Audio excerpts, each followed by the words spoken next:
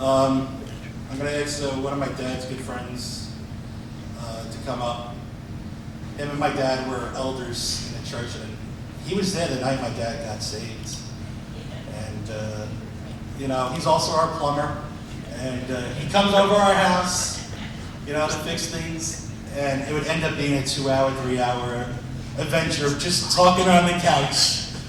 And, you always knew when Jim was coming over, there'd be some kind of session where it would just be a blessing. And him and my dad would share just the message and love of Christ with each other and encourage each other. So, Jim. Oh, come on. I wouldn't miss this for anything, Brother Abel. One of his, he would always, to get your attention, he would go ahead because he was beautiful. And the word that I've been praying from yesterday to today said, Lord, what would Abel want to say? What would he say in you? And what God put on my heart is this: we come from the same backgrounds. I was raised in the Bronx and in the rough neighborhoods. Abel come from a background of similarity to make us street smart. But what Abel would want you to know is the time that we're children, and the Lord touched Abel, and the seed germinated in his heart, as he did with me in 1976. I went from knowing the Our Father in Latin to having something happen inside so powerfully that I just shared this with somebody. I'll be quick, but I'll yield to Pastor Mike. Is there something happening here? And he loves all his churches. He loves all of them.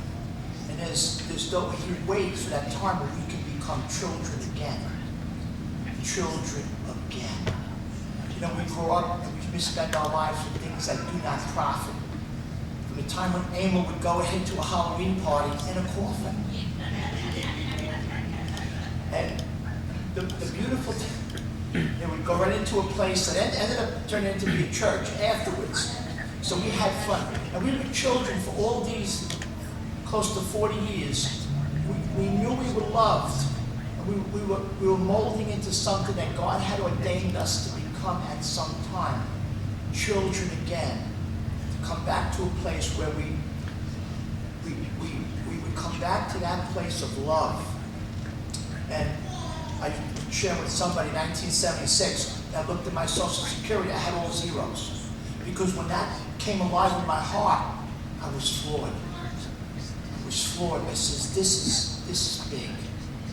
Jesus is big. And I'll be quick with this.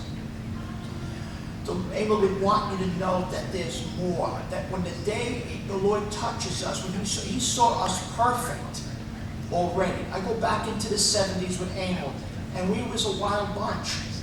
But God saw the end product. That which he started, he completed. We don't know all the answers of why things happen. Right? But the Lord sees us already perfect. Even though we're going into that, like a caterpillar turns into a butterfly, he sees that perfection, though we don't see it in each other. And then he would say this: go from religion to walking the walk with your head on Jesus' chest. What, man? Me going from class athlete, all-star linebacker, second in the league in wrestling, that's not material. Because that became what I was rather than a child, what I did. What I'm trying to make is this: we're children, and Emil would say this right now: put your head on the chest of Jesus, and just walk this walk. As we saw years ago, put your hand in the hand of the man who stilled the waters. You don't need a dissertation, you just need to know simplicity again. And the Lord is going to allow things to happen in this land.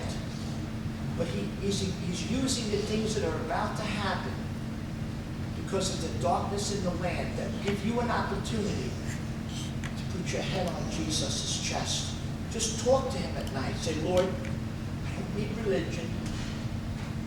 I don't need I need you. And that's what he would say to him. Yield to Pastor Mike. Abel, you've said everything here, pretty much. There were times when we went through difficult times. Who would be there helping us? Emil. My wife said this, we could never forget. Nobody showed up. There was Emil. There was Emil. God bless, just God bless you all, and God bless our precious bride. I would miss this family.